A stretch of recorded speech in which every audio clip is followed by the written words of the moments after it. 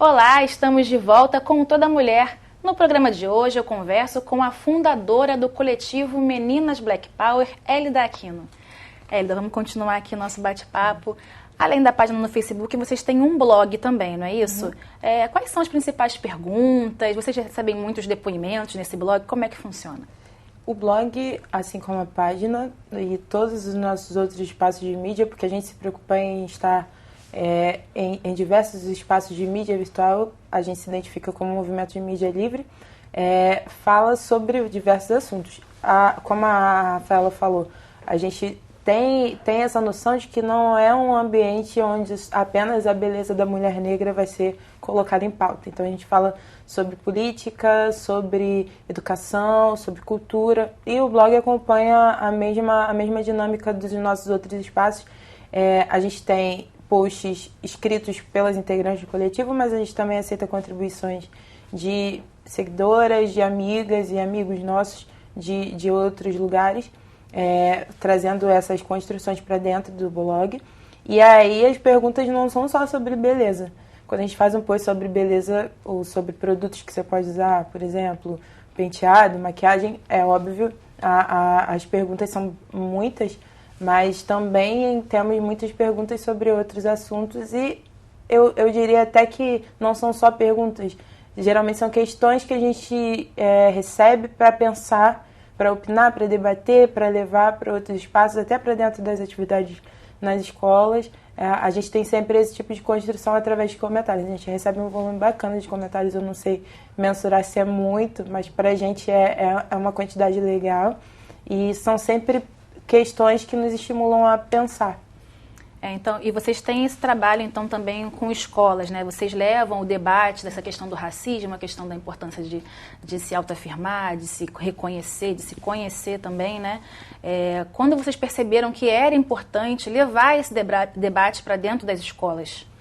O coletivo surgiu por causa disso, né? A gente já ocupava um espaço previamente dentro de uma rede virtual, que era o Facebook, e ele veio da vontade de fazer mais, porque a gente entendia que era preciso fazer algo além de simplesmente ser ativista e ficar escondido atrás da sua tela, né?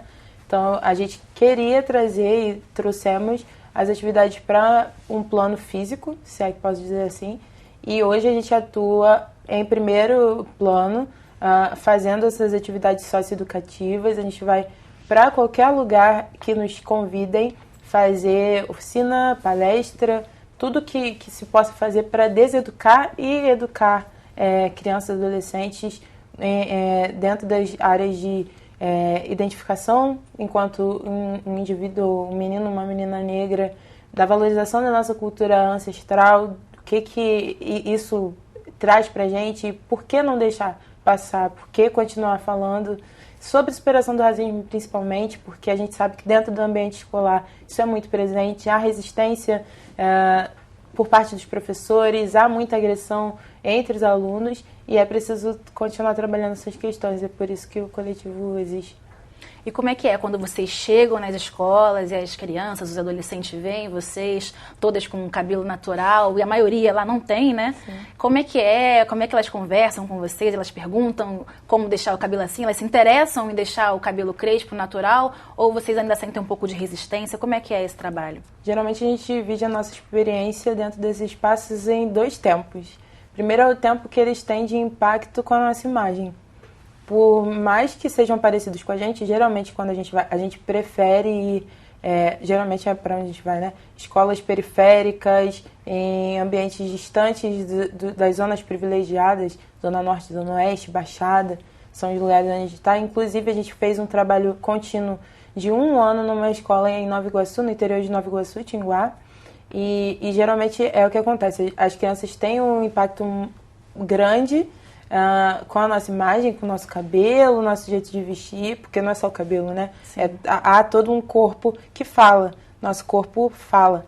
E a nossa postura, porque por causa de todo um apelo ao nosso redor, espera-se que nós, mulheres negras, com esse cabelo, com essa cara, fiquemos quietinhos ou que a gente chegue quietinhos. E não, a gente extravasa essa vontade de fazer a coisa acontecer. E aí eles ficam impactados com a nossa figura de primeiro, quando a gente entra numa sala de aula e tal. Mas a gente começa a falar. E aí eles começam a se identificar. E no final é totalmente diferente. Ou a gente está rodeado de alunos que querem entender mais as questões que a gente trouxe. Geralmente as meninas se aproximam para entender como, para pedir para tocar mesmo nosso cabelo. Como que é seu cabelo? Deixa eu ver, será que é igual? E o meu, será que vai ficar assim? Se eu fizer, vai ser da mesma forma?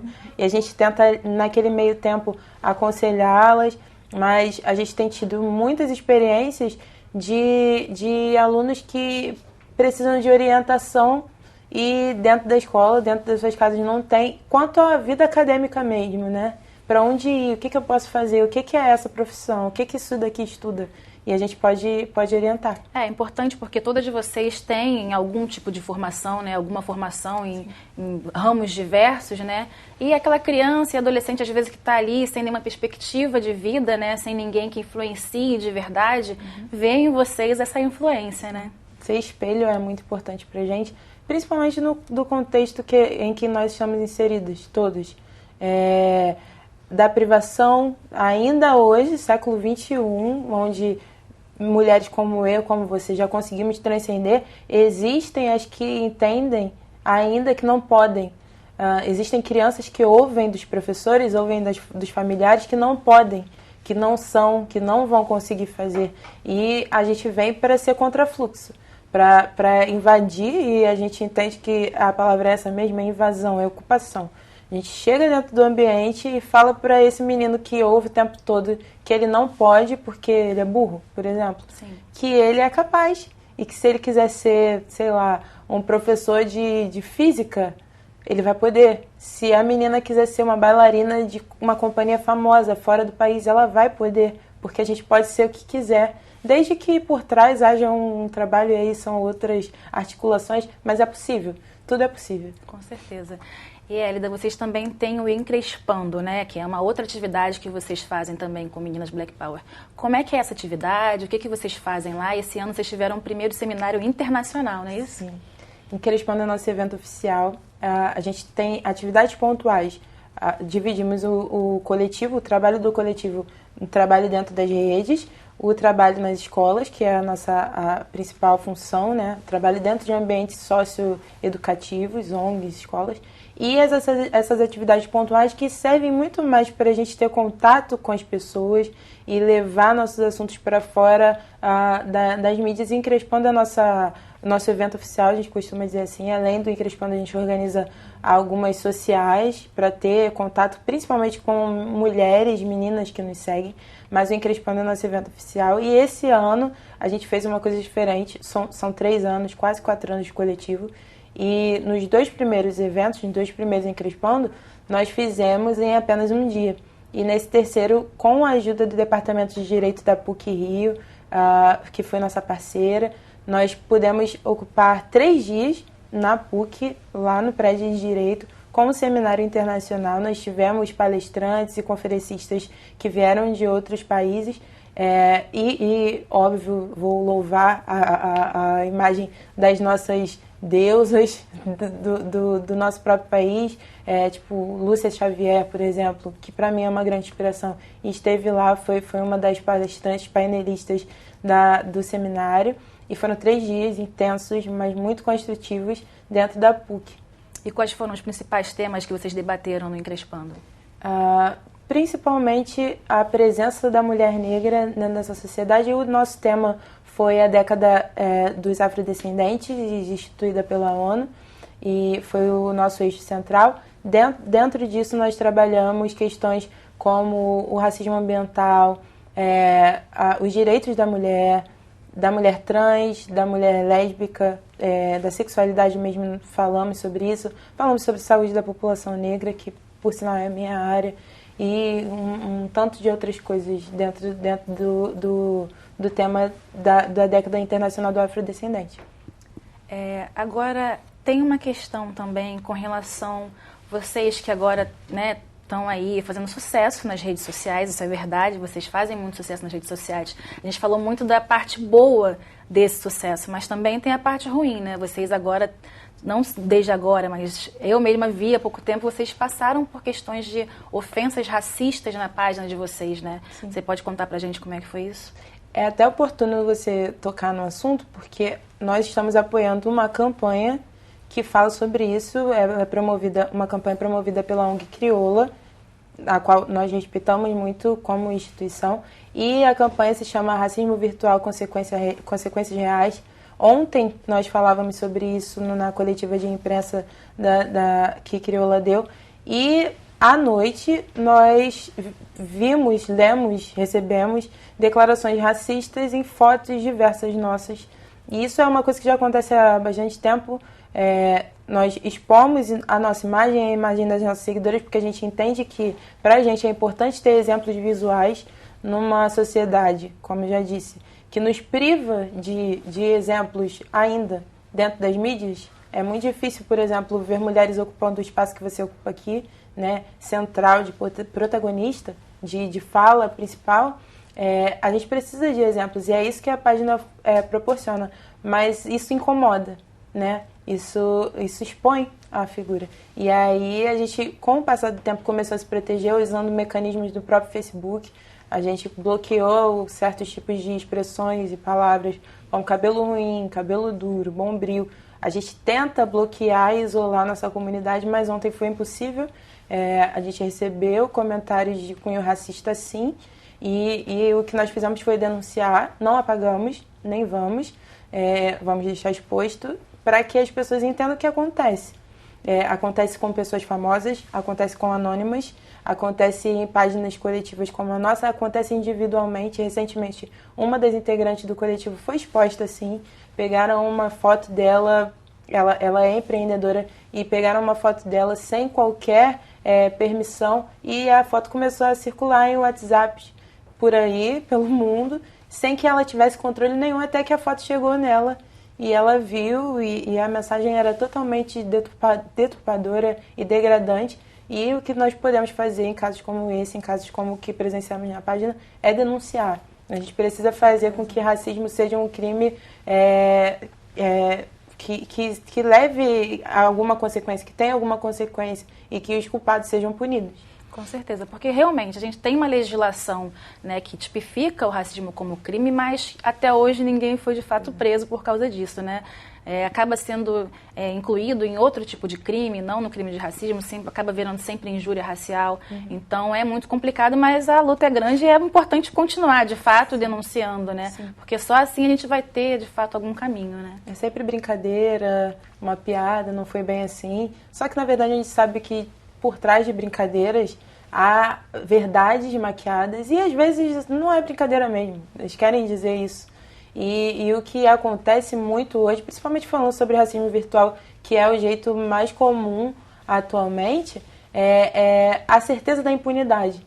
A certeza de que você está atrás daquela tela e que aquilo te protege. Se você, praticando racismo no seu dia a dia, chamando, sei lá, alguém de negro sujo, por exemplo, acontece bastante. Muito, sim. Não pega nada, não acontece nada, você não vai preso. Fazendo isso no conforto da sua casa, com certeza não vai dar nada, você não vai ser preso. Mas a gente precisa fazer com que isso aconteça, porque racismo é crime. Sim. É lei. E só que as pessoas continuam fazendo e não acontece nada. E a gente, da outra ponta, não consegue entender por que não acontece. Se é crime, por que não acontece? Então a gente propõe, o Meninas Black Power traz isso, e outras instituições, outras organizações também, para que o nosso esforço seja comum e isso comece a ter efeitos. O racista vai praticar racismo, mas ele tem que estar certo de que vai ser culpado por isso. Obrigada, Aida. Muito importante esse trabalho de vocês. Gostei muito do nosso bate-papo aqui. A gente já está acabando o tempo, mas antes de encerrar, eu queria que você deixasse um recado para as meninas que, assim como você, né, querem fazer a transição, mas de repente não conseguem se sentir ainda muito à vontade, tem algum tipo de medo de sofrer preconceito, de sofrer racismo por isso. Qual o recado que você deixaria para elas? Acho que é preciso coragem. Coragem é o ponto principal, porque já é esperado que você não faça. você já tem, é como dizem, né? A gente já tem o não na mão. Não custa nada correr atrás de si. Não é tão ruim quanto fazem parecer. É muito provável que você goste. E o que a gente tenta passar não é, como dizem, né, a ditadura do cabelo crespo. Não é isso. Na verdade, a gente está indo contra a imposição de um padrão. Você não precisa necessariamente usar o seu cabelo crespo, mas você pode experimentar. E se você gostar, não tem problema nenhum se você usar seu cabelo assim, natural, para sempre. Se você não gostar, aí são outros 500. Mas você vai tentar se adaptar de outra forma. Mas, a princípio, tenha coragem de fazer. Não fique esperando um tempo certo. Talvez ele nunca apareça. Tem que ter coragem de começar. E aí você vai descobrir que gosta. Provavelmente você vai gostar. Obrigada, Hélida. Adorei ter você aqui hoje. O Toda Mulher fica por aqui. Se você tiver dúvidas ou sugestões, envie para o nosso e-mail todamulher@tvalerj.tv e para rever esse programa, acesse o site www.tvalerj.tv. TV Alerj, o canal do povo fluminense.